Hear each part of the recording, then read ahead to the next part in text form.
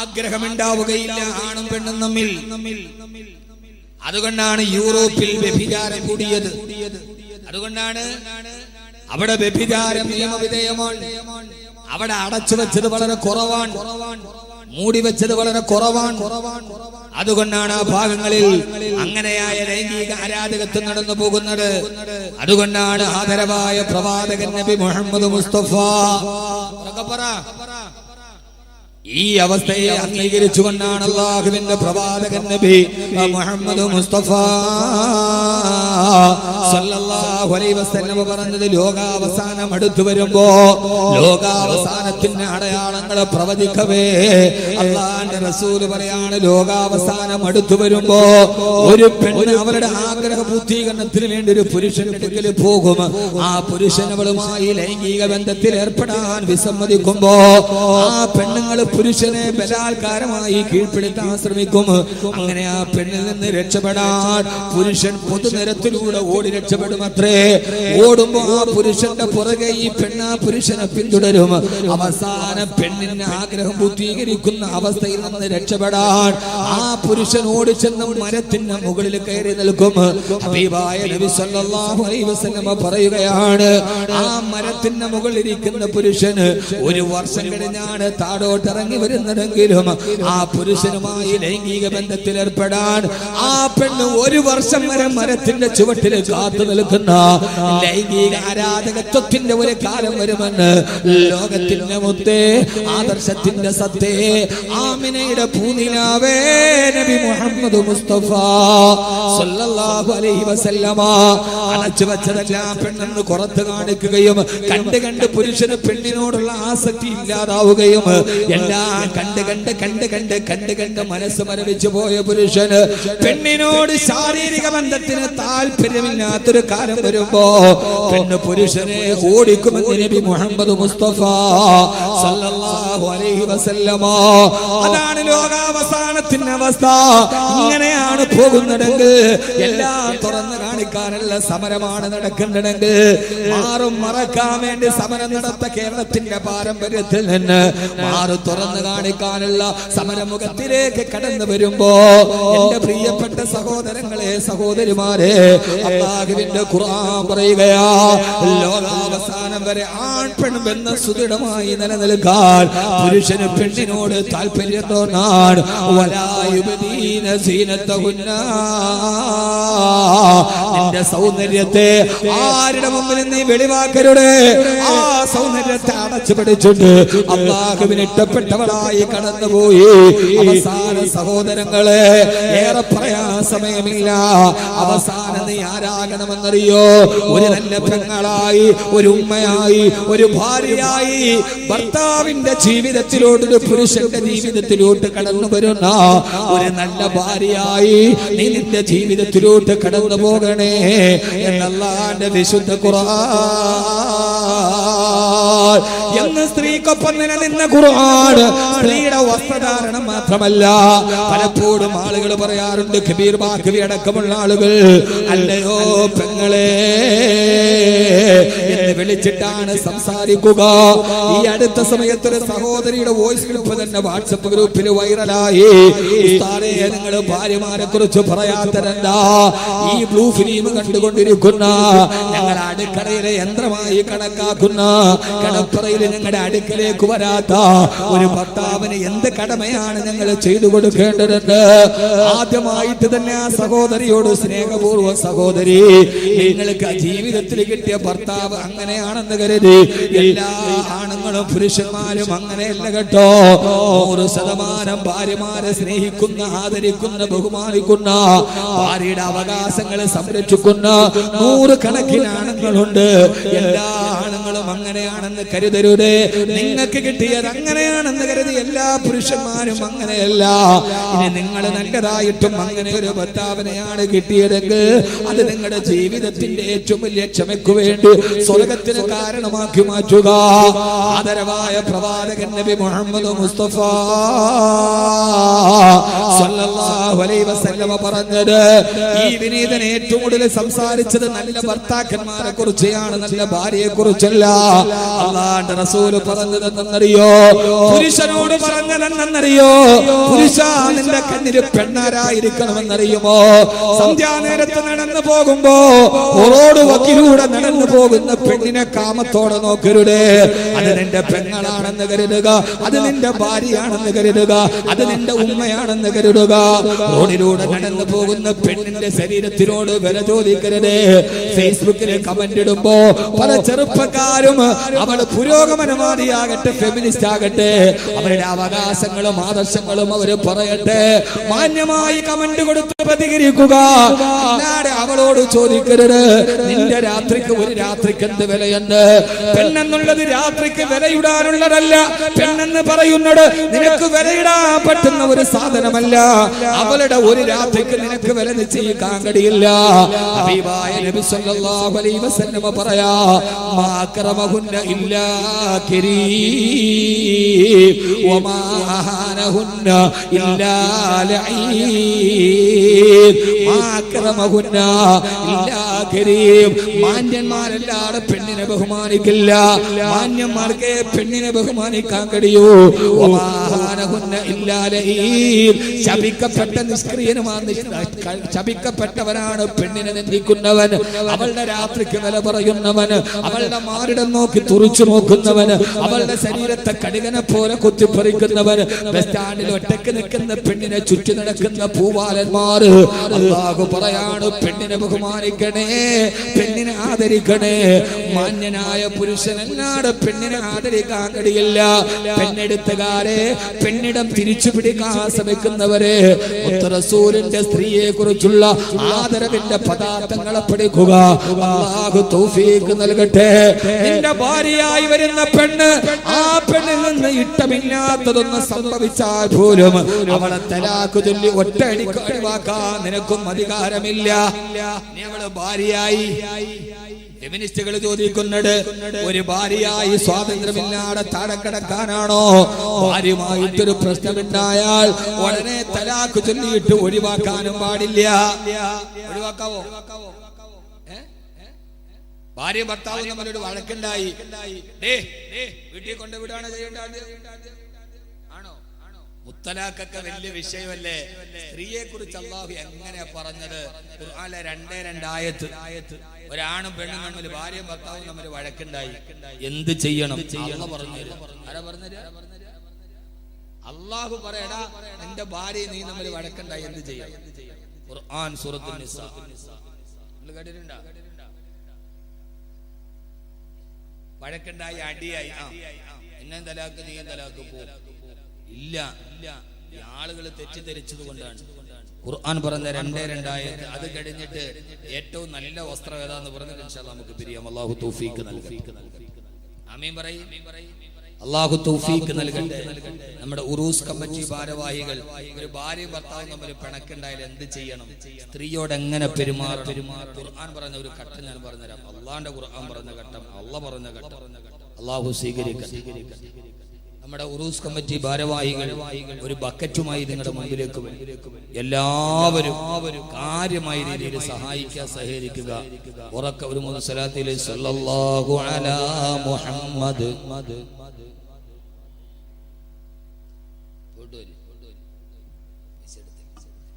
സല്ലല്ലാഹു അലാ മുഹമ്മദ്.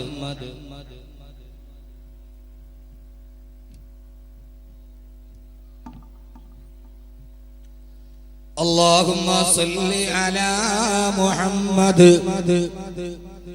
يا رب صل عليه وسلم. അല്ലാഹുവേ, നീ സ്വീകരിക്കണേ അല്ലാഹ്. ഈ സദഖ ചെയ്യുന്ന സഹോദരങ്ങളുടെ ഹലാലായ മുറാദുകൾ ഹാസിലാക്കണേ തമ്പുരാനെ. ഐശ്വര്യം പ്രദാനം ചെയ്യണേ അല്ലാഹുവേ. നന്മ നൽകി അനുഗ്രഹിക്കണേ അല്ലാഹ്. അവരുടെ ജീവിതത്തിലെ എല്ലാ പ്രയാസങ്ങളും ബുദ്ധിമുട്ടുകളും മാറ്റിത്തരണേ അല്ലാഹ്.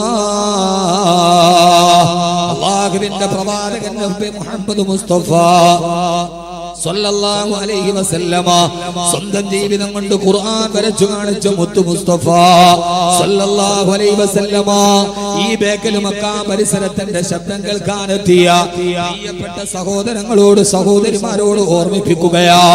അല്ലാഹുവിന്റെ ഖുർആൻ സ്ത്രീയെ കുറിച്ച് പറഞ്ഞത് ഏതെന്നറിയുമോ? അല്ലാഹുവിന്റെ പ്രവാചകൻ പറയുന്നു, നിങ്ങളുടെ ഭാര്യ അത് നിന്റെ ജീവിതത്തിലോട്ട് കടന്നു വന്നവളാ. ആ ഭാര്യയെ നിന്റെ ജീവിതത്തിൽ ഒരു ഭാര്യയായി സ്വീകരിക്കുമ്പോ തന്നെ നീ അല്ലാഹുവിനോട് കരാർ ഒപ്പിട്ടിട്ടാണ് വാങ്ങിക്കുന്നത്.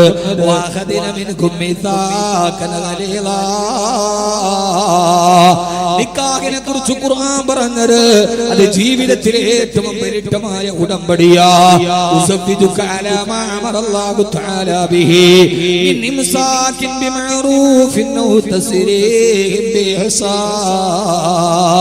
ഒരു വാപ്പ കല്യാണ സദസ്സിലെ ചെറുപ്പക്കാരാ നിന്റെ കൈ പിടിച്ചിട്ട് നിന്റെ ഭാര്യയുടെ വാപ്പ പറഞ്ഞതേതെന്നറിയോ?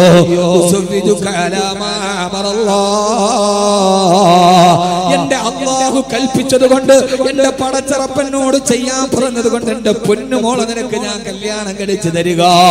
എന്റെ പ്രിയപ്പെട്ട ഭർത്താക്കന്മാരോട്, ഭാര്യക്ക് വേണ്ടി മാത്രമല്ല ഭർത്താക്കന്മാരോട്, ഏതെങ്കിലും ഒരു പെണ്ണിനെ നിനക്ക് ഭാര്യയായി കിട്ടിയെങ്കിൽ 18 വയസ്സ് വരെ മകളെ വളർത്തിയ വാപ്പ എങ്ങനെയാ നിന്റെ കയ്യിൽ തന്നത്? ആ വാപ്പ പറയുന്നുണ്ട് നിക്കാഹ് പറയുമ്പോ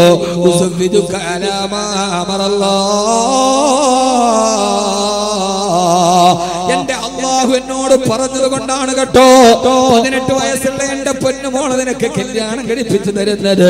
അവൾക്ക് ഇനി ഭക്ഷണം കൊടുക്കാൻ എന്റെ വീട്ടിലില്ലാത്തത് കൊണ്ടല്ല, എനിക്ക് അവളെ അധിക ഭാരമായത് കൊണ്ടല്ല, എന്റെ വീട്ടിൽ നിന്ന് അവള് പൊര നിറഞ്ഞ് കിടക്കുന്നത് കൊണ്ടല്ല, ഒരു പരിചയവുമില്ലാത്ത നിന്റെ കൈവെള്ളയിൽ എന്റെ മോളെ ഞാൻ, എന്റെ പൊന്നുമോളെ, എന്റെ കരളിന്റെ കശനമായ പൊന്നുമോളെ ഞാൻ ഏൽപ്പിച്ചു തരുന്നത് എന്റെ റബ്ബനോട് പറഞ്ഞത് കൊണ്ടാ, ഇതെന്റെ റസൂലുള്ളാഹിയുടെ സുന്നത്തായത് കൊണ്ടാ, ഇത് ഹബീബായ നബി മുഹമ്മദ് മുസ്തഫ സല്ലല്ലാഹു അലൈഹി വസല്ലമയുടെ സുന്നത്താണല്ലോ. നിക്കാഹു മിൻ സുന്നത്തി, നിക്കാഹിന്റെ ചരിയിൽപ്പെട്ടടാ. അല്ലാഹുവിന്റെ പൊരുത്തം കിട്ടാൻ, എന്റെ ഹബീബായ മുത്തു മുസ്തഫാന്റെ സുന്നത്തിന്റെ പ്രതിഫലം കിട്ടാൻ എന്റെ പൊന്നുമോളെ നിന്റെ കയ്യിൽ ഞാൻ തരികയാ. ബിഇംസാകിൻ ബിമഅറൂഫിൻ ഔ തസ്രീഹിൻ ബിഇഹ്സാൻ. എന്റെ മോളുടെ ഭാഗത്ത് നിന്ന് നിനക്ക് ഇഷ്ടപ്പെടാത്ത എന്തെങ്കിലും സ്വഭാവമുണ്ടെങ്കിൽ ഇതേപോലെ എന്റെ മകളെ എനിക്ക് ഇങ്ങ് തിരിച്ചേൽപ്പിച്ചേക്കണം. എന്റെ മകളെ അടിക്കരുത്, എന്റെ മകളെ അപവാദം പറയരുത്. അവള് നിന്റെ പെങ്ങൾക്ക് നിന്റെ ഉമ്മാക്കും കൊത്തി കളിക്കാനുള്ളതല്ല, അമ്മായിയമ്മ പോര് തീർക്കാനുള്ളതല്ല, നാത്തൂമ്പോര് എടുക്കാനുള്ളതല്ല. ഭർത്താക്കന്മാരെ ഞാൻ നിങ്ങളും അടക്കമുള്ള ആളുകൾ നിക്കാഹിന്റെ വേദിയിൽ 100 കണക്കിന് ആളുകളെ സാക്ഷി നിർത്തിയിട്ട് വാപ്പ പറയുന്നുണ്ട്, എന്റെ മകളുടെ സ്വഭാവം ഇഷ്ടപ്പെട്ടില്ലെങ്കിൽ ക്ഷമിച്ചേക്കണേ, ക്ഷമിക്കാൻ പറ്റില്ലെങ്കിൽ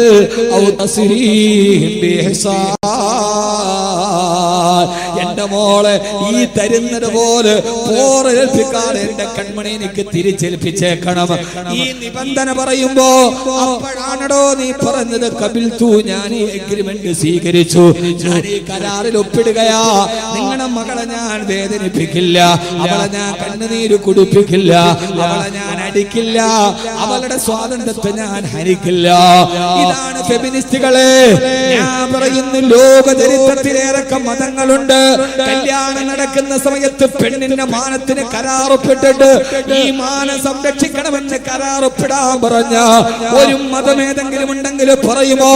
ഫെമിനിസ്റ്റുകളോട്, ഇസ്ലാം അടക്കി വെച്ചെന്ന് പറഞ്ഞവളോട്, പുരോഗമനവാദികളോട്, ഇസ്ലാമിലെ പെണ്ണിന് മാനമില്ലെന്ന് പറഞ്ഞവളോട്, കല്യാണം കഴിക്കാൻ ഒരു പുരുഷൻ വരുമ്പോ 100 കണക്കിന് ആളുകളെ സാക്ഷി നിർത്തിയിട്ട് 2 സാക്ഷിമാരെ എഴുതി ഒപ്പിടിപ്പിച്ചിട്ട് ഈ പെണ്ണിനൊരു പോറല് പോലും ഏൽപ്പിക്കരുതെന്ന് പറഞ്ഞ് അത് ഉറപ്പിച്ച് സമ്മതിപ്പിച്ച് പെണ്ണിനെ കല്യാണം കഴിച്ചു വിടുന്ന ഒരു മാനിഫെസ്റ്റോ ഉണ്ടെങ്കിൽ അത് അല്ലാഹുവിന്റെ വിശുദ്ധ ഇസ്ലാമാണ്. അവിടെ ഇന്നലെ പെണ്ണിനാണ്, ആണിനല്ല. നിന്റെ വീട്ടിലേക്ക് നിന്റെ പെണ്ണ് വരികയാണ്, അവളെ അപമാനിക്കരുത്, അവളുടെ മാനം കെടുത്തരുത്. പെണ്ണെടുത്തുകാരോട്, ഫെമിനിസ്റ്റ് വാദികളോട്, പുരോഗമനവാദികളോട് സന്തോഷത്തോടെ വരൂ, നമുക്ക് സംവദിക്കാം, ഇസ്ലാമിന്റെ പെണ്ണിന്റെ നിലയെ കുറിച്ച് പറയാം. അങ്ങനെ കൈപിടിച്ചിട്ടാണ് നിന്റെ പെണ്ണിനെ നീ കൊണ്ടുപോയത്. അങ്ങനെ എങ്ങാനും നിങ്ങൾ ജീവിതം ആരംഭിച്ചിട്ട് ഭാര്യ ഭർത്താക്കന്മാരുടെ ഇടയിൽ പിണക്കമായി, എഗ്രിമെന്റ് ഡിമാൻഡും ഒക്കെ പറഞ്ഞ് ഓളെ കെട്ടിക്കൊണ്ട് വീട്ടിൽ പോയി. അവള് നന്നായിട്ട് മുഖമൊക്കെ കഴുകിയപ്പോ ആ മുഖത്ത് വെച്ചിരുന്ന പൗഡറും പുട്ടിയൊക്കെ അങ്ങോട്ട് പോയി കഴിഞ്ഞപ്പോ കല്യാണത്തിന് കണ്ട അത്രയും ഗ്ലാമർ ഇല്ല. അപ്പൊ തുടങ്ങണ പ്രശ്നമാണ്.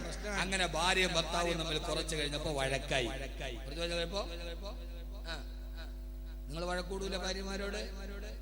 കല്യാണം കഴിയുമ്പോ എന്താ പടച്ചോരെ വർത്താനം. ചില പ്രൈവറ്റ് ബസ്സിലൊക്കെ കയറിയാല് ഫ്രണ്ടിലെ സീറ്റിൽ ഒരാണും പെണ്ണും കൂടെ ഇരിക്കണാണ്. ഇങ്ങനെ ഇരുന്നിട്ട് അപ്പുറത്തോട്ട് ഇപ്പുറത്തോട്ട് കെട്ടിപ്പിടിച്ചിരുന്ന് വർത്താനാണ്. അപ്പടെ മനസ്സിലാക്കണം കല്യാണം കഴിഞ്ഞിട്ട് 1 മാസമായിട്ടുണ്ട്. കുറെ നാൾ കഴിഞ്ഞിട്ട് ഈ ഭാര്യയും ഭർത്താവും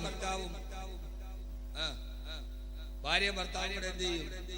ഇങ്ങനെ കയറിയിട്ട് ഭർത്താവ് പുരുഷന്മാരുടെ സീറ്റിലിരിക്കും, ഭാര്യ സ്ത്രീകളുടെ സീറ്റിലിരിക്കും. ഇനി അവിടെ പോയിരുന്നു സ്ത്രീകളുടെ സീറ്റിൽ പുരുഷന്മാർ ഇരുന്നൂടാ, നിയമലംഘനമാണ്. അപ്പടെ മനസ്സിലാക്കണം 3 മാസമായി. ഒരു 6 മാസമാകുമ്പോ ബസ് വരുമ്പോ ഭർത്താവ് ഫ്രണ്ടിലും ഭാര്യ ഫ്രണ്ടിലും കയറും, ഭർത്താവ് ബാക്കിലും കയറും. അപ്പൊ 6 മാസം. 1 വർഷം ആകുമ്പോ ഭർത്താവ് പറയും നീ ഫസ്റ്റ് ബസ്സിന് പോയിക്കോ, ഞാൻ ലാസ്റ്റ് ബസ്സിന് പുറകെ വന്ന. അപ്പൊ മനസ്സിലായിക്കോണം എത്രയായി? 1 വർഷമായി. ഭാര്യയും ഭർത്താവും ആകുമ്പോ പിണങ്ങും.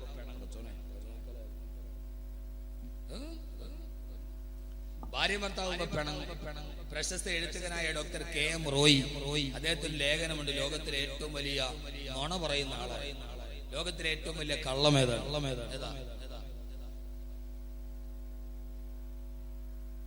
താഴെ എഴുതുകയാണ്, കല്യാണം കഴിഞ്ഞ ഒരു ഭാര്യയും ഭർത്താവും തമ്മിൽ ഞാൻ എന്റെ ഭാര്യയോട് ഇതുവരെ പിണങ്ങിയിട്ടില്ല എന്ന് ഏതെങ്കിലും ഒരു ഭർത്താവ് പറഞ്ഞാൽ അതാണ് ലോകത്തിലെ ഏറ്റവും വലിയ കള്ളം. പിണങ്ങാത്തവരാരില്ല. ആണാണോ പെണ്ണാണോ പിണങ്ങും. രണ്ട് ശൈലിയാണ്. ഭയങ്കര ചൂട്. ഇതൊന്നും അടുപ്പിച്ച് നോക്കിയാണ് ഭയങ്കര ചൂട്, നിൽക്കാൻ പറ്റണ. ഞാൻ തമാശയൊന്നും പറയുന്നില്ല. ഭാര്യ ഭർത്താക്കന്മാരുടെ ഇടയിൽ പിണക്കമുണ്ടായി.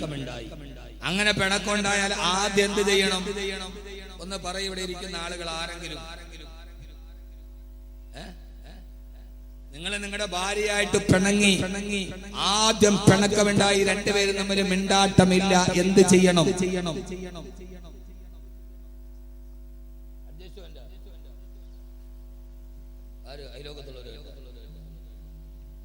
എന്ത് ചെയ്യണം സഹോദര? ഒന്ന് പറയ്.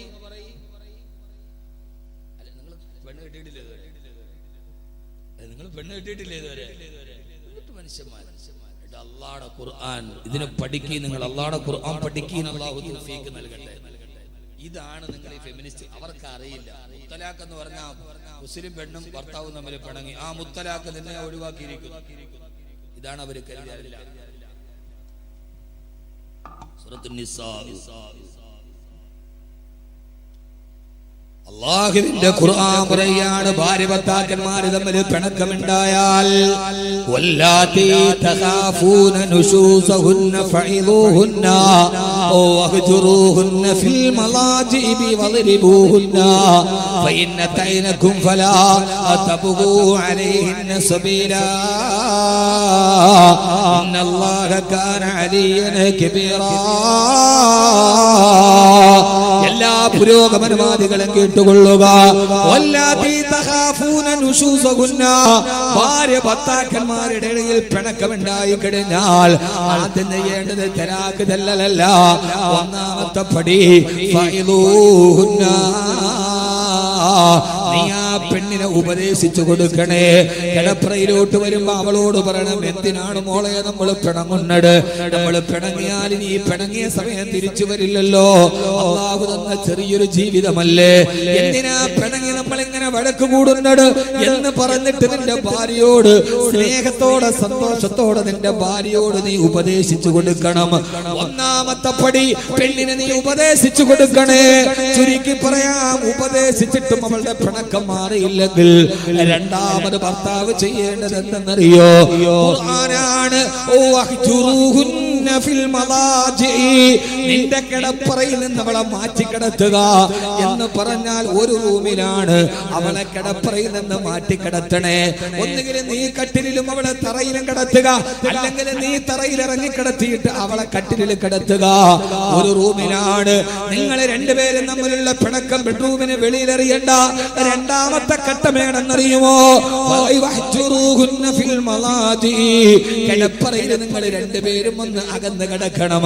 ആ പെണ്ണിനെ ഇറക്കി തറയിൽ കിടത്തണം, അല്ലെങ്കിൽ നീ തറയിൽ കിടന്നിട്ട് പെണ്ണിനെ ബെഡിൽ കിടത്തണം. രണ്ടുപേരും ഒന്ന് അകന്ന് കിടന്നു നോക്കുക. രണ്ടാമത്തെ ഘട്ടം, നീ തറയില്, ഭാര്യ മുകളില്. കുറെ കഴിയുമ്പോ ഒരു 12 മണി കഴിയുമ്പോ രണ്ടുപേരും ഒരിടത്തായിരിക്കും. അങ്ങനെ ഒരു റൂമിൽ അകന്ന് കിടക്കുമ്പോ മാനസികമായിട്ട് നമുക്കൊരു വലിയ വിഷമുണ്ടാവും. അപ്പൊ പിന്നെ ഭാര്യയാണ് വന്നത്, നിങ്ങൾ എന്തിനാ അവിടെ കിടക്കണം, എഴുന്നേക്കി.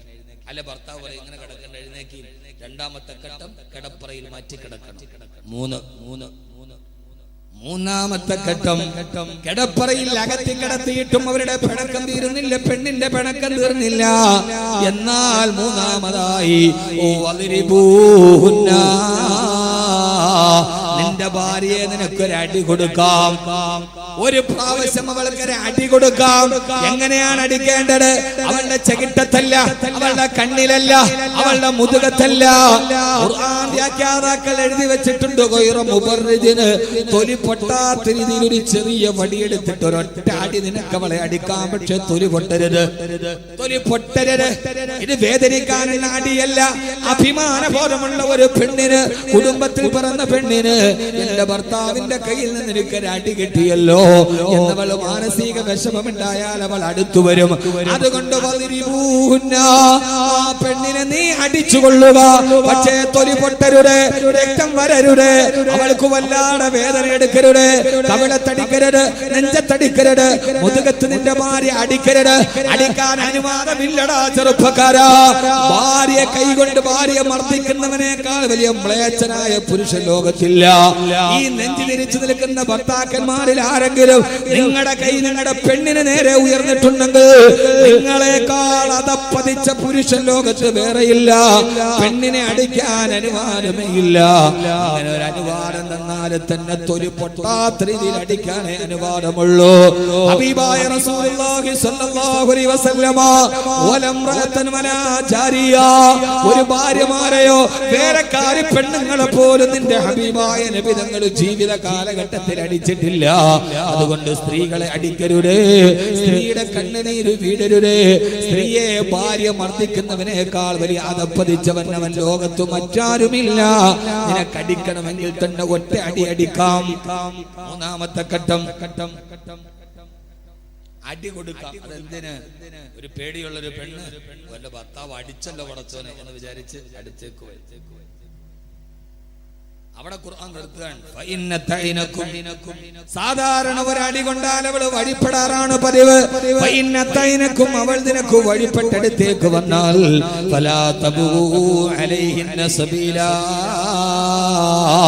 അവളോട് പിന്നെ ദേഷ്യം കാണിക്കരുതേ, അവളോട് അക്രമം കാണിക്കരുതേ. മനുഷ്യന്മാര് പിണങ്ങാറുണ്ട്, ഭാര്യ ഭർത്താക്കന്മാര് പിണങ്ങാറുണ്ട്.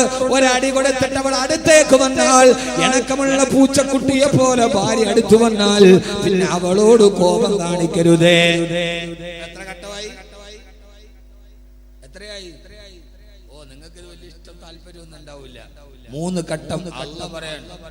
ആദ്യം ഉപദേശിക്കണം, 2 ബെഡിൽ നിന്ന് മാറ്റി കിടക്കണം, 3 ഒരു കൊച്ചടി കൊടുക്കണം.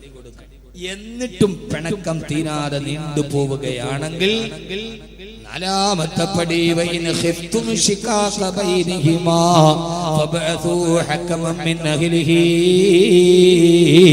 വഹകമൻ മിൻ അഹ്ലിഹാ. ഉപദേശിച്ചു നോക്കി, കിടപ്പറയിൽ നിന്ന് മാറ്റി കടത്തി ഒരു ചെറിയ അടി കൊടുത്തു. എന്നിട്ടും അവരുടെ പിണക്കം മാറുന്നില്ലെങ്കിൽ ഭാര്യ ഭർത്താക്കന്മാരുടെ ഇടയിൽ പിണക്കം നീണ്ടുപോയാൽ നാലാമത്തെ ഘട്ടം ഏതെന്നറിയോ?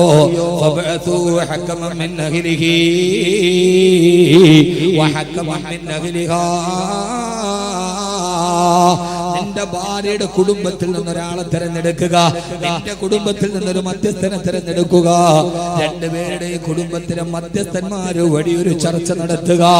വീട്ടിലറിഞ്ഞല്ലോ റബ്ബേ, വെളിയിൽ ഒരാൾ അറിഞ്ഞല്ലോ റബ്ബേ, ഇതുവരെ ഞങ്ങളുടെ ഇടയിലായിരുന്നു, വെളിയിൽ ഒരാൾ അറിഞ്ഞു എന്ന് മനസ്സിലായി കഴിഞ്ഞാൽ ഖുർആൻ പറയാണ് യുരീദാ ഇസ്ലാഹ, ആ ഭാര്യ ഭർത്താക്കന്മാരുടെയിൽ കൂടിച്ചേരണമെന്ന് റബ്ബ് തീരുമാനിച്ചിട്ടുണ്ടെങ്കിൽ മധ്യസ്ഥന്മാരുടെ ചർച്ചയോടുകൂടി ഭാര്യ ഭർത്താക്കന്മാരുടെ പിണക്കം അവസാനിച്ചവർ ഒന്നിച്ചാകും. എന്നിട്ടും അവസാനിച്ചില്ലെങ്കിൽ, മധ്യസ്ഥന്മാരെ ചർച്ച ചെയ്തിട്ടും അവസാനിച്ചില്ല, എന്നാൽ അഞ്ചാമത്തെ പടിയായി ഭർത്താക്കന്മാരെ ആദ്യം അനുവാദമില്ല തലാക്ക് പറയാൻ ഉപദേശിക്കണം, അറ്റിക്കടത്തണം, അടി കൊടുക്കണം, പൊട്ടാത്താടി, പിന്നെ മധ്യസ്ഥന്മാരെ കൊണ്ട് ചർച്ച നടത്തണം. നാല് ചെയ്തിട്ടും ഈ പിണക്കം തീർന്നില്ലെങ്കിൽ അടുത്തതായി നീ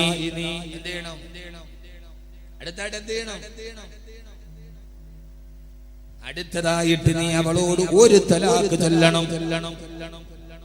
അഞ്ചാമതാണ് തലാക്ക് വരുന്നത്. ആളുകളോട് പറഞ്ഞു കൊടുക്കും നിങ്ങൾ, സ്ത്രീപക്ഷവാദികളോട് പറയും നിങ്ങൾ, ഫെമിനിസ്റ്റുകളോട്, സഹോദരിമാരോട് നിങ്ങളുടെ തെറ്റിദ്ധാരണയാണെങ്കിൽ മുത്തലാഖ് എന്ന് പറഞ്ഞാൽ 3 തലാക്ക് ചൊല്ലിയിട്ട് വിടാനല്ല, വിവാഹമോചനത്തിന് ഖുർആൻ പറയുന്ന മാനദണ്ഡം. അഞ്ചാമത് നീ ഒരു തലാക്ക് ചൊല്ലണേ, തല്ലക്ക് തുക്കി, പിന്നെ ഞാൻ തലാക്ക് ചൊല്ലി. രണ്ട് പറയരുത്. ഒന്നാമത്തേത് പറയണം, നിന്നെ ഞാൻ തലാക്ക് ചൊല്ലിയിരിക്കുകയാണ്. എന്തിനെന്നറിയുമോ? എന്തിനാണ് ഒരു തലാക്ക് പറയുന്നത്? ആ തലാക്ക് പറഞ്ഞു കഴിഞ്ഞാൽ ഭാര്യ ഭർത്താക്കന്മാർ തമ്മിൽ തലാക്കായി. അവളുടെ 1 മാസത്തെ ശുദ്ധിയുടെ കാലഘട്ടം കഴിഞ്ഞാൽ, ആ ശുദ്ധിയുടെ കാലഘട്ടം കഴിയുന്നതിന് മുമ്പ് ഇവര് രണ്ടുപേരും തമ്മിൽ ഒരു തലാക്ക് ചൊല്ലി മാറി, രണ്ടുപേരും തലാക്കിൽ 2 വീട്ടിലായി. അപ്പോഴാണല്ലോ പടച്ചവനെ, എന്റെ ഭാര്യ ഇല്ലാതെ എനിക്ക് ജീവിക്കാൻ കഴിയില്ല, എന്തൊക്കെ വട കൂടിയാലും എന്റെ ഭർത്താവില്ലാതെ എനിക്കില്ല റബ്ബേ എന്ന് മനസ്സിന് തോന്നിയിട്ട് തിരിച്ചൊന്നിച്ചു കൂടണമെന്ന് തീരുമാനിച്ചാൽ അവളുടെ ശുദ്ധി തീരുന്ന കാലഘട്ടത്തിന്റെ ഇടയിലാണ് ഈ തോന്നലുണ്ടായതെങ്കിൽ ഭർത്താവ് പോയിട്ട് കതിറച്ചെടുത്തുക്കി, നിന്നെ ഞാൻ തിരിച്ചെടുത്തു എന്നൊരൊറ്റ വാക്ക് പറഞ്ഞാൽ മതി, അവരെ രണ്ടുപേരും തമ്മിൽ വിവാഹബന്ധം സ്ഥാപിക്കപ്പെടും.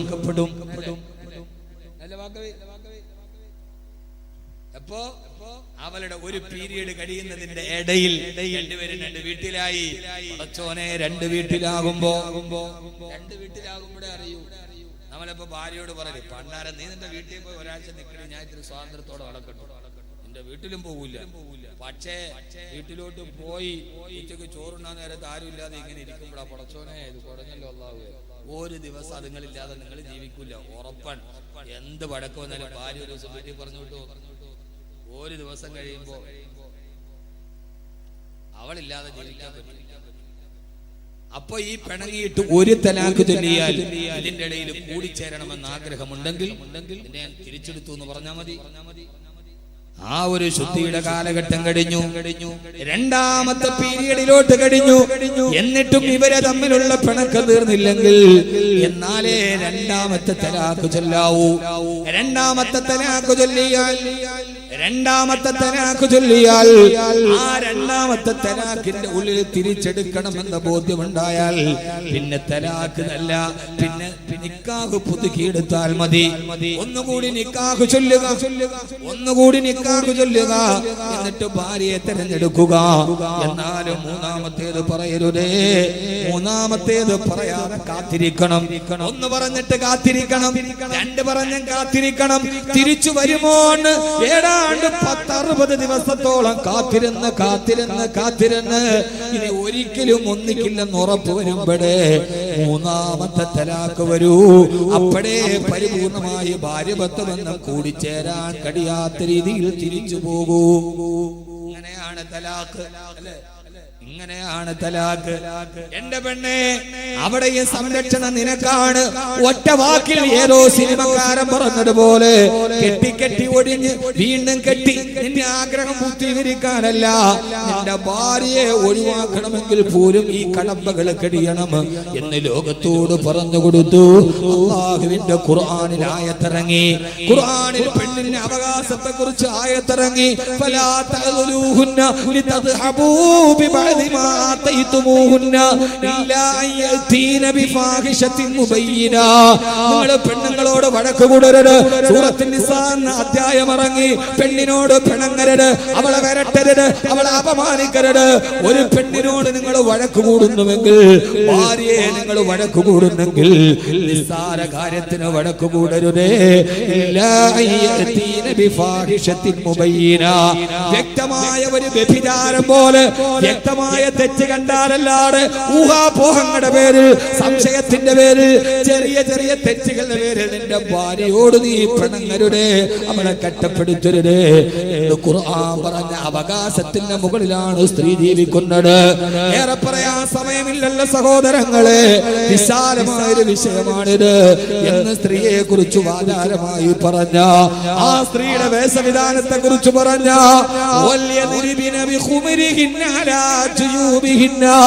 നിന്നെ മൂടുപടത്തെ താഴ്ത്തിയിടണമെന്ന് പറഞ്ഞ അല്ലാഹു ആ പെണ്ണിനോട് പറഞ്ഞത് എങ്ങനെയാണ്? സമയക്കുറവ് കൊണ്ട് ഞാൻ അവസാനിപ്പിക്കുകയാണ് സഹോദരങ്ങളെ. അവകാശങ്ങൾ വകവെച്ചു കൊടുത്ത് ആശീർവദിച്ച് ലോകത്തിന്റെ ബഹുമാനത്തെ വാരിക്കോരി കൊടുത്ത് എന്നിട്ട് അല്ലാഹു പറഞ്ഞു, പെണ്ണേ നിന്റെ സൗന്ദര്യം അമൂല്യമാണ്, നിന്റെ സൗന്ദര്യം അർത്ഥവത്താണ്. നിന്റെ കാലിൽ കിരിങ്ങുന്ന കൊലുസിട്ടിട്ട് ആ കാലിൽ ഇങ്ങനെ അടിച്ചടിച്ച് നടക്കരുതേ. എന്തുകൊണ്ടെന്നറിയുമോ? മനുഷ്യന്റെ പുരുഷനെ നിന്നിലേക്ക് ആകർഷിക്കുന്ന രീതിയിൽ നടക്കണ്ട. അല്ലാഹു പറഞ്ഞതുപോലെ മാന്യമായ വേഷവിധാനം നടത്തുക. അല്ലാഹു തൗഫീഖ് നൽകി അനുഗ്രഹിക്കട്ടെ. അതുകൊണ്ട് നമ്മുടെ പെൺമക്കൾക്ക് നല്ല വേഷവിധാനം, നമ്മുടെ ആൺമക്കൾക്ക് നല്ല വേഷവിധാനം. ആണുങ്ങളോടും പറയാണ്, വസ്ത്രവും സൗന്ദര്യവും അല്ലാഹുവിന്റെ അനുഗ്രഹമാ. ഈ കാസർഗോഡ് കുട്ടികളെ, നിങ്ങൾ ഈ മുടി മുഴുവനും ഇങ്ങനെ മുകളിലോട്ട് സ്ട്രെയിറ്റ് ചെയ്ത് കാന്തത്തിന് മണ്ണിലിട്ടതുപോലെ നടക്കരുത്. ആഭാസകരമായ ഹെയർ കട്ടിങ്ങുകൾ, ആഭാസകരമായ വസ്ത്രവിധാനങ്ങൾ, അണ്ടർ വസ്ത്രങ്ങൾ മുഴുവനും അണ്ടർ ഗാർമെന്റുകൾ വെളിയിൽ കാണുന്ന ആഭാസകരമായ വസ്ത്രവിധാനങ്ങൾ. ചിലരുടെ അണ്ടർ ഗാർമെന്റ് വെളിയിലാണ്, അവന്റെ പാന്റ് അവന്റെ ദിദംബത്തിന്റെ താഴെയാണ്, അവന്റെ പാന്റ് താടയാണ്. യൂറോപ്പിലെ ജയിലുകളിൽ സ്വവർഗരതിക്കാരായ ആണുങ്ങൾ അവർക്കെതിരെ താല്പര്യമുണ്ടെന്ന് അടയാളം കാണിച്ച വസ്ത്രമാണിത്. അടിവസ്ത്രം മുകളിലാക്കുക, അല്ലാത്ത മേൽവസ്ത്രം താഴ്ത്തിയിടുക. ആഭാസകരമായ വസ്ത്രവിധാനം നടത്തരുത്. ഏറ്റവും നല്ല വസ്ത്രവിധാനത്തോടെ നടന്നു പോകണേ. അല്ലാഹു തൗഫീഖ് നൽകി അനുഗ്രഹിക്കുമാറാകട്ടെ. അല്ലാഹു തൗഫീഖ് നൽകട്ടെ. അല്ലാഹു നമുക്ക് ഏറ്റവും നല്ല വസ്ത്രം ധരിക്കാൻ തൗഫീഖ് നൽകട്ടെ. ഏറ്റവും നല്ല വസ്ത്രം അബിയലുഹാ, ഏറ്റവും നല്ല വസ്ത്രം വെള്ള വസ്ത്രമാണ്. കാസർഗോഡ് ചെറുപ്പക്കാരെ, ജുമയ്ക്ക് വരുമ്പോ ഈ ആഭാസത്തിന്റെ വസ്ത്രം മാറ്റ്, ഈ ടീഷർട്ട് മാറ്റ്. ഏറ്റവും നല്ല വെള്ള വസ്ത്രം അണിഞ്ഞിട്ട് തൊപ്പിയും വെച്ച് ജുമയ്ക്ക് പള്ളിയിലേക്ക് വരിക. അല്ലാഹു തൗഫീഖ് നൽകട്ടെ. ആമീൻ പറയ്. അല്ലാഹു തൗഫീഖ് നൽകട്ടെ. വയസ്സന്മാരെ, ഈ വെള്ള വസ്ത്രം ഉപേക്ഷിക്കാതിരിക്കുക. കാസർഗോഡ് ഫുള്ള് വെള്ളയാണ്, ചെരുപ്പും വെള്ളയാണ്, മുഖവും വെള്ളയാണ്. കാസർഗോഡുകാരെ സൗന്ദര്യം വല്ലാത്താണ്. മാഷാ അല്ലാഹ്, അല്ലാഹു നിലനിർത്തി തരട്ടെ. ഇവിടെ എങ്ങാനും ജനിച്ചാൽ മതിയായിരുന്നു. കാസർഗോഡ് ചെറുപ്പക്കാര് കന്തൂറിട്ട തനി അറബിയാണ്. നമ്മുടെ നാട്ടിലെ പിള്ളേരൊക്കെ കന്തൂറിട്ടൊക്കെ പൊന്നാനിന്ന് മുസ്ലിമായിട്ട് ഇപ്പൊ വന്നോളൂ. കാസർഗോഡ് ചുള്ളമാര് ദുബൈയിലൊക്കെ പോകും. നല്ല കാസർഗോഡ് അറബിയാണോ അനറബിയാണോ എന്ന് പറയാൻ പറ്റും. എനിക്ക് സുഹൃത്തുണ്ട് തസ്രീം, വളക്കോടുകാരനാണ്. അവൻ കന്തൂറായിട്ട അറബികളെ പോലെ. അതാരെ ഫേസ്ബുക്കിലിട്ട് തെറ്റായി. അപ്പൊ ഖലീൽ ഉദവി എന്നെ വിളിച്ചിട്ട്, നിങ്ങൾ എന്താ എന്നെ പറയാതെ? ഖലീൽ ഉദവി മുഞ്ചന, നിങ്ങൾ തസ്രീമിനെ മാത്രം പറഞ്ഞ എന്താപ്പാ എന്നെ പറയാത്ത? തമാശ പറഞ്ഞ. അല്ലാഹു സൗന്ദര്യം നിലനിർത്തി തരട്ടെ. കാലികളുണ്ട്, കൊച്ചുകുട്ടികളുണ്ട്. എല്ലാ നിസ്കാരത്തിനും നല്ല വസ്ത്രം ധരിച്ചു വരണം.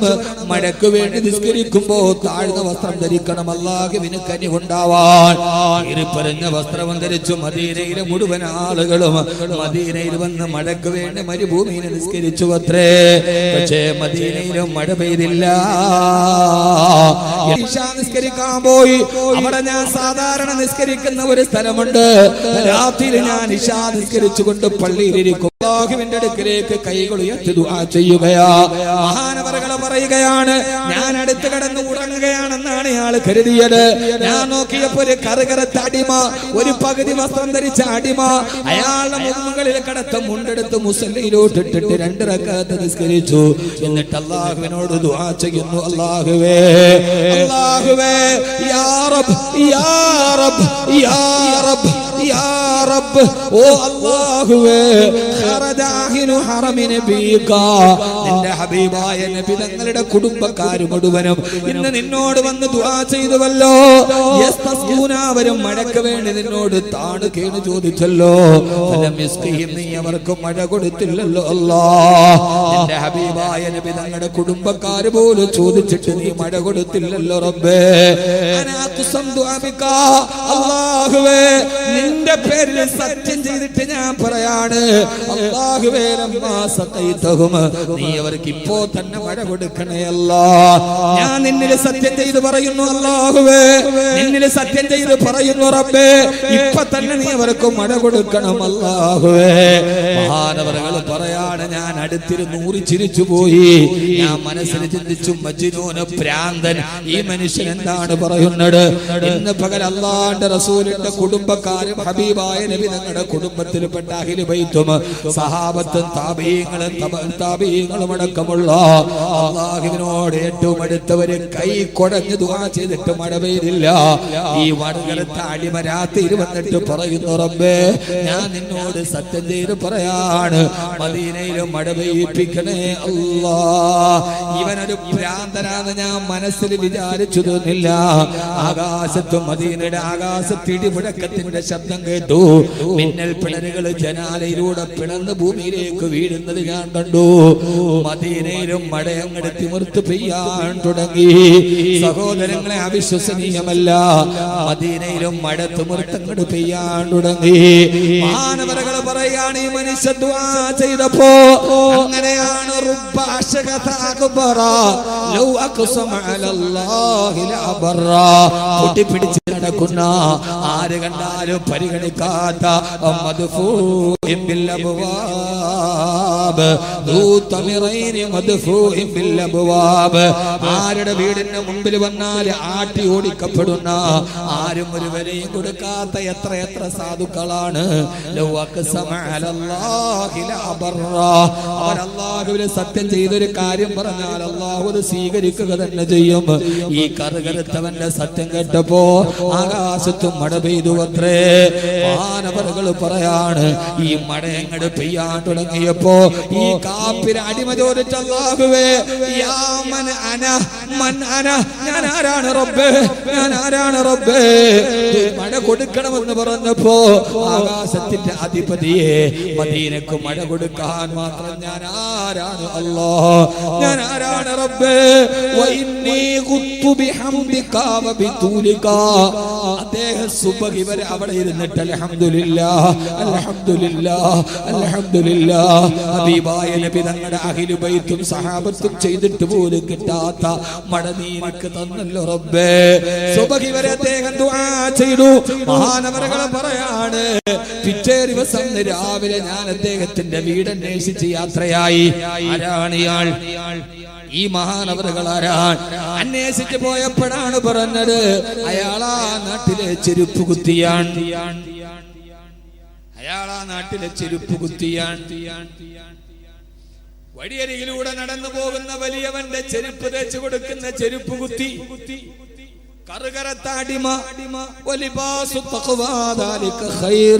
തഖ്വ എന്ന മേൽവസ്ത്രം അണിഞ്ഞവൻ. ഞാൻ അദ്ദേഹത്തിന്റെ വീട്ടിലേക്ക് പോയി. അകത്ത് കടന്നപ്പോ അദ്ദേഹം അവിടെ ഇരുന്ന് ദിക്ർ ചൊല്ലുകയാണ്. ഞാൻ അദ്ദേഹത്തോട് സലാം പറഞ്ഞു. ആരാണ് നിങ്ങൾ? ആരാണ് നിങ്ങൾ? അപ്പൊ ഞാൻ അദ്ദേഹത്തോട് ചോദിച്ചു, ഞാൻ അദ്ദേഹത്തിന് നേരെ ചൂണ്ടിയിട്ട് ചോദിച്ചു, അലസ്ത അലസ്ത സാഹിബു ബാരിഹത്തുൽ ഊലാ, ഇന്നലെ രാത്രിയിൽ വന്ന് മദീനത്തെ പള്ളിയിൽ ഇരുന്ന് മഴയ്ക്ക് വേണ്ടി ദുആ ചെയ്ത ആളല്ലയോ നിങ്ങൾ? ഇത് കേൾക്കേണ്ട ഏറ്റേണ്ട താമസം ചെരുപ്പ് കുത്തി. അദ്ദേഹത്തോട് ചോദിച്ചു, ആര് പറഞ്ഞു നിങ്ങളോട്? നിങ്ങൾ എന്തിനാണ് എന്റെ അടുക്കൽ ഇരുന്നത്? ഞാൻ ദുആ ചെയ്തത് കേട്ടത്, എന്റെ രഹസ്യം എന്തിനാണ് പൊളിച്ചത്? അത് ഞാനാണ് നിങ്ങളോട് ആരോട് പറഞ്ഞു? നിങ്ങൾ എന്തിനത് കേട്ടു? എന്തിന് നിങ്ങൾ എന്നെ തേടി എന്റെ വീട്ടിൽ വന്നു? നാട്ടുകാരെ അറിയിക്കാനോ? ഇറങ്ങിപ്പോ. അയാൾ എന്നെ ആട്ടി ഓടിക്കാൻ തുടങ്ങി. ചോദിച്ച ഉടനെ അദ്ദേഹത്തിന്റെ ചോദ്യങ്ങൾ നേരിടാൻ കഴിയാതെ ആ വീട്ടിൽ നിന്ന് ഞാൻ ഇറങ്ങി ഓടി. അത് ഞാനല്ല. ആര് പറഞ്ഞു നിങ്ങൾക്ക് തെറ്റിപ്പോയതാണ്? ഞാൻ പേടിച്ച അദ്ദേഹത്തിന്റെ വീട്ടിൽ നിന്ന് വെളിയിലോട്ട് ഇറങ്ങി. പിറ്റേ ദിവസം അന്ന് രാത്രി അദ്ദേഹത്തെ പള്ളിയിൽ കണ്ടില്ല. രണ്ടാമത്തെ ദിവസവും കണ്ടില്ല. മൂന്നാമത്തെ ദിവസവും മദീനത്തെ പള്ളിയിൽ ഞാൻ ആ മഹാനെ പ്രതീക്ഷിച്ചിരുന്നു, കണ്ടില്ല. അവസാനം അന്വേഷിച്ച് ഞാൻ വീണ്ടും ആ വീട്ടിൽ പോയപ്പോ നാട്ടുകാര് അയൽവക്കക്കാരനോട് പറഞ്ഞു, എന്തിനാണ് നിങ്ങൾ അദ്ദേഹത്തെ അന്വേഷിച്ച് വീട്ടിൽ വന്നത്? നിങ്ങളന്ന് വന്നിട്ട് പോയതിന്റെ തൊട്ടുപിറകെ പാണ്ഡവും കെട്ടിപ്പെറുക്കിയിട്ട് അദ്ദേഹം എവിടേക്കോ പോയി കളഞ്ഞു. നിങ്ങൾ പോയ ഉടനെ അദ്ദേഹം ആ പാണ്ഡവും കെട്ടി എവിടേക്കോ പോയി കളഞ്ഞു. ആളുകൾ അറിയില്ലേ? ആളുകൾ അറിഞ്ഞാൽ നാടറിയില്ലേ? നാടറിഞ്ഞാൽ ലോകത്ത് പ്രസിദ്ധിയാവില്ലേ? അവര് തന്നെ വന്ന് കെട്ടിപ്പിടിച്ചു മുത്തി നിന്നാല് പടച്ചറപ്പിനോട് ഇബാദത്ത് ചെയ്യാൻ സമയമുണ്ടാവില്ലല്ലോ. എന്റെ പ്രിയപ്പെട്ട സഹോദര സഹോദരി, ലൗലാ ശുയൂഖുൻ ലില്ലാഹി റുക്കഉ വസിബിയത്തും മിനൽ തമാറുല്ലഉ ومحملاتنا للفلاة رتعوا واسبية من اليتامى رضعوا. ഇതുപോലെ തഖ്വയുള്ള പാവപ്പെട്ട കാരണവന്മാർ, പാവപ്പെട്ട ഔലിയാക്കൾ, സൂഫിയാക്കൾ, ഇവരൊക്കെ ഉള്ളത് കൊണ്ടാണ് ഇന്ന് നമ്മളൊക്കെ ഈ ഇവിടെ വെള്ളം കുടിച്ചു പോകുന്നത്, നമ്മൾ ഭക്ഷണം കഴിച്ചു പോകുന്നത്. അതുകൊണ്ട് അവരുടെ വഴിയിലൂടെ സഞ്ചരിക്കുക, അവരെ പിൻപറ്റുക, ജീവിതത്തിൽ നല്ലവരായി ജീവിക്കുക. പണവും സമ്പത്തും ആരോഗ്യവും നഷ്ടപ്പെടുമെന്ന് ഓർക്കുക. ഖത്തർ സാലിഹാദി നാളെ അറിയപ്പെടുന്നത് അദ്ദേഹത്തിന്റെ പേരിലെ ഖത്തർ കൊണ്ടല്ല, ഇപ്പുറത്തുള്ള ഹാജി അഹ്മദ് കൊണ്ടല്ല. ആ മനുഷ്യൻ വെച്ചുകൊടുത്ത പള്ളികൾ, അദ്ദേഹം വെച്ചുകൊടുത്ത ചൈക്കാവുകൾ, അദ്ദേഹം വെച്ചുകൊടുത്ത മദ്രസകൾ മരിച്ചു മണ്ണിന്റെ അടിയിൽ കിടക്കുമ്പോഴും ആ മനുഷ്യനെ അറിയപ്പെടുന്നത് ഇന്ന ആള് വെച്ചുകൊടുത്ത പള്ളിയാണ്, ഇന്ന ആള് വെച്ചുകൊടുത്ത മദ്രസയാണ്.